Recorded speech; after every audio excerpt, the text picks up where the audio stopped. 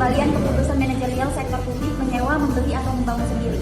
Jurnal manajemen pengembalian keputusan KP2KP, racing dan konveksi sendiri. Volume dan halaman volume 19 2 nomor 1 tahun 2018. Penulis Ali Tafri'i, Biswan dan Brodok Pandey Raja Sinabutar.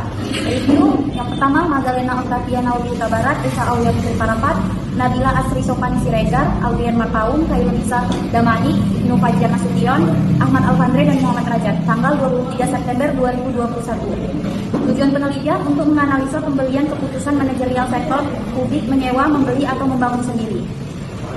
Subjek penelitian sektor publik.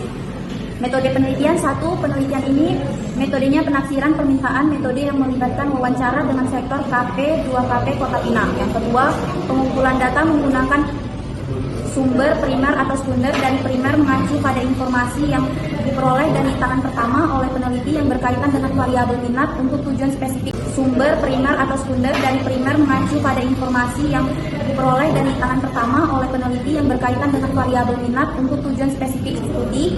Data sekunder mengacu pada informasi yang dikumpulkan dari sumber yang telah ada. Ketiga, penelitian ini bersifat kualitatif deskriptif. Keempat, metode pengumpulan data dalam studi ini dalam wawancara dengan pegawai KP2KP Kota Pinang sebagai objek penelitian, studi literatur atau keputusan yang bersumber dari ketentuan peraturan undang-undang, teknisi terkait, serta literatur lain untuk mengembangkan analisis menggunakan kerangka Miles dan Hugerman 1992. Selanjutnya akan diteruskan oleh teman saya. Assalamualaikum warahmatullahi wabarakatuh. Nama saya Muhammad Razak. Saya akan melanjutkan review jurnal dari ISA, teman saya. Oke. Hasil penelitian itu terdapat ada 4, yaitu berdasarkan data dan hasil pembahasan didapatkan pemahaman bahwa pengambilan keputusan manajerial merupakan teknik pengambilan keputusan yang mempertimbangkan aspek kuantitatif dan kualitatif. Yang kedua, objek penelitian ini adalah KP2KP Kota Pinang yang merupakan salah satu pelaksana DJP. Berdasarkan penggalian data, untuk melaksanakan layanan KP2KP memerlukan pengadaan gedung kantor karena selama ini menyewa ruko yang memberikan kesan kurang prestisius. Yang ketiga, berdasarkan analisis didapat hasil total biaya dari kegiatan penyewaan gedung kantor KP2KP Kota Pinang berupa 3 bangunan ruko untuk jangka waktu penyewaan selama 50 tahun, yaitu adalah sebesar Rp10.107.000. Lalu pembelian gedung kantor sebesar 1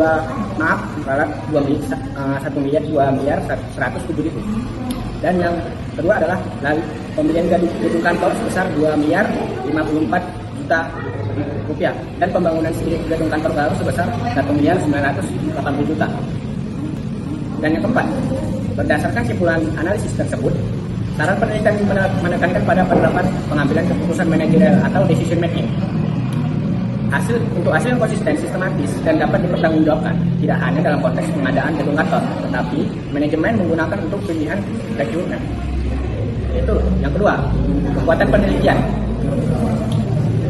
Pengambilan data dijelaskan lebih lengkap dan tahapan-tahapan yang dilakukan mulai dari teknik pengumpulan data hingga ke tahap hasilan yang diperoleh dilakukan secara teratur. Yang ketiga, kelemahan penelitian. Pertama, menggunakan teknik wawancara tatap muka langsung kepada responden agar bisa memperoleh jawaban yang lebih mendalam. Masukan-masukan dari responden yang tidak bisa dilakukan pada penelitian kuantitatif. Saya Ahmad Alfandre yang melanjutkan dari Bang Rajat tadi untuk mereview jurnal dengan judul Analisa Pengambilan Keputusan pada Penentuan Cairan Antiseptik Tangan yang Terbaik dengan Metode Analytical Hierarchy Proses atau singkat AHP. Dengan metode penelitian, metode penafsiran permintaan, wawancara dengan karyawan bagi laboratorium studi pustaka. Hasil penelitian, perhitungan angka bakteri yang terdapat pada tangan sebelum dibersihkan dengan gel antiseptik tangan. Cara kerjanya, sebelum diperiksa kedua telapak tangan, responden saling digosok-gosokkan agar kandungan bakteri di kedua telapak tangan homogen. Dengan menggunakan redox plate yang telah berisi TSA+, diusapkan dan disapukan dengan cukup kuat terhadap ibu jari. Inkubasi media yang telah disapukan pada sampel atau tangan analis ke dalam inkubator teraus suhu 30-35 Celcius selama 3-5 hari. Amati dan melakukan pembacaan dan hitung jumlah kolon bakteri yang muncul pada hari kelima, kemudian dicatat. Baiklah, saya yang bernama Ibnu Fajar Nasution akan melanjutkan presentasi dari kelompok saya. kekuatan penelitian. Pada penelitian ini, alur atau proses pengambilan data dijelaskan lebih lengkap dan tahap-tahap yang dilakukan. Kelemahan penelitian, penambahan hasil studi ini ke dalam standar operasional produk yang digunakan di perusahaan sehingga dapat dijadikan acuan dalam bekerja di PT Sandoz Indonesia.